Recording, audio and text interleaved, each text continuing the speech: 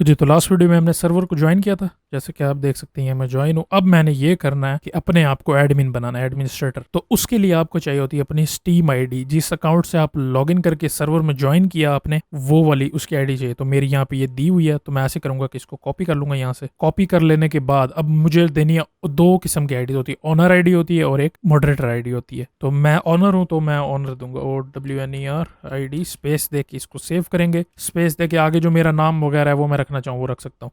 अगर आप double quotes add करते हैं तो इसका मतलब, अगर आपके नाम में स्पेस है तो जैसे मेरा नाम है एमर और यहाँ मैं स्पेस दे के लिखता हूँ डेव, तो मैं यूँ नहीं लिख सकता। तो मुझे अगर ये पूरा नाम ऐसे लिखना है तो डबल कोट्स देने पड़ेंगे। ठीक है, डबल कोट्स के अंदर लिखना पड़ेगा। तो मैं यहाँ पे दे देता हूँ एमर या एडमिन मेरे केस में। यहाँ पे डबल कोट्स डाल दें, अगर नहीं है तो, अगर एक लफ्ज़ है तो आपको डबल कोट्स लिखने की ज़रूरत नहीं है, सिर्फ एंटर कर दें। तो ये मेरी अब आईडी ऐड हो चुकी है। अच्छा, अब यहाँ पे सर्वर रीस्टार्ट करेंगे तब आप अप्लाई होगा, यानी कि आप एडमिन बनेंगे और फिर चीज़ें वगैरह स्पॉन कर सकेंगे। लेकिन उससे पहले आपको सर्वर की कन्फिग्रेशन सेव करनी पड़ती है।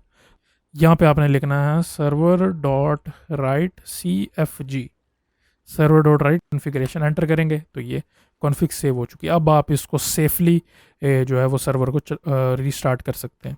और ताकि ये आपकी जितनी भी, ताकि आपने जितना भी एडमिन वगैरह अगर ऐड किए हैं तो वो सेव हो जाए। जब भी आप किसी को बैन करेंगे ना सर्वर से, यानी कि कोई ज्वाइन ना कर सके, तब भी आपको ये लाजमी रन करनी पड़ेगी।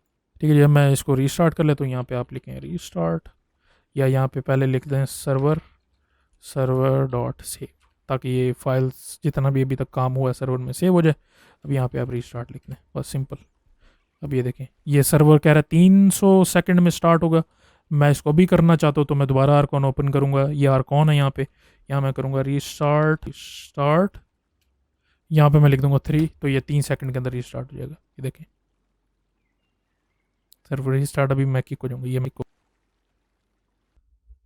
बाजू का तो ये होता है कि यहाँ पे ये कनेक्टिंग एनोनिमस पे ये स्टक भी हो जाता है। तो ज़्यादा अच्छा ये है कि आप इसको क्लोज कर दें। यहाँ से क्लोज कर देने के बाद आप दोबारा फोल्डर में जाएं यहाँ पे, और इसको यहाँ से फिर स्टार्ट कर लें। ये स्क्रिप्ट बंद हो चुकी है। आपने ये भी चेक करना है कि आप ना टास्क मैनेजर से जाके दोबारा इसको चेक कर लें, कंफर्म कर लें एक दफ़ा कि बंद हो चुका है या नहीं। यहाँ स्क्रॉल डाउन करेंगे, रस्ट क्लाइंट जो है ये गेम चल रही है आपकी, या नीचे जाएंगे, अगर यहाँ पे रस्ट डेडिकेटेड लिखा आ रहा होगा उसको बंद कर दें, क्योंकि वो पिछला आपका सर्वर चल रहा है। अगर आप दोबारा चलाने लगें तो ये आपने ख्याल रखना है इसका। तो ज़्यादा अच्छा हुआ है कि वो फंस गया था वहाँ पे। ठीक है, अब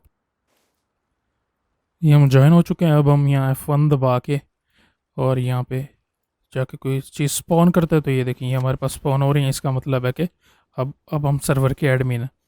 अगर आप यहाँ पे नो क्लिप लिखें तो ये आप ऐसे उड़ भी सकते हैं। ये सिर्फ एडमिन्स जो हैं वो कर सकते हैं, या मॉडरेटर्स भी जो हैं वो कर सकते हैं। एडमिन ऑनर आईडी से ऐड होकर मॉडरेटर आईडी से जो है वो आप मॉड्स बना सकते हैं। उनके पास कुछ एबिलिटीज़ नहीं होती, मिसाल के तौर पे जैसे बैन वगैरह की मेरे ख्याल से शायद नहीं होती उनके पास। तो एबिलिटीज़ जो हैं वो मॉडरेटर्स के पास नहीं होती। मैंने क्योंकि बनाया नहीं है तो मुझे इसके बारे में इतना ज़्यादा नहीं पता। बहरहाल ये है कि जो ट्रस्ट वर्दी हो आप एडमिन बनाएं, और एडमिन बना के उनको आप ये एबिलिटीज़ वगैरह दे सकते हैं। तो जितनी दफ़ा भी आप एडमिन वगैरह ऐड करेंगे तो उसके लिए आपको सर्वर रीस्टार्ट करना पड़ेगा। लेकिन अगर आप किसी को बैन करते हैं उसके लिए आपको सर्वर रीस्टार्ट करने की ज़रूरत नहीं होती। बैन करने के बाद जो मैंने आपको कमांड बताई थी सर्वर डॉट राइट CFG, वो लिखेंगे तो उसके बाद आपकी कन्फिग्रेशन सेव हो जाएंगी। अगर आप नहीं करेंगे तो आपके जो भी है वो रीस्टार्ट करने के बाद कन्फिग्रेशन ख़त्म हो जाएगी। यहाँ पर मैं आपको एक और चीज़ दिखाता हूँ।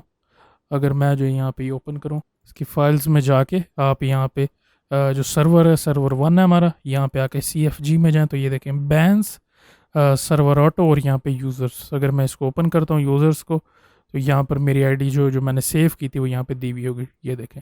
ठीक है, इस तरीके से करके आप जो भी ऐड करते हो यहाँ पे सेव होना शुरू हो जाएगी। जिसको आप बैन करेंगे वो यहाँ पे इस वाले फाइल के अंदर यहाँ पे सेव होगी, क्योंकि बैन कोई नहीं है तो यहाँ पे कोई फाइल सेव नहीं है। ठीक है जी, तो इस तरीके से आप मॉडरेटर बनते हैं। अब नेक्स्ट वीडियो में हम देखेंगे कि आप किस तरीके से आरकॉन को, रस्ट कंसोल को यूज़ करेंगे।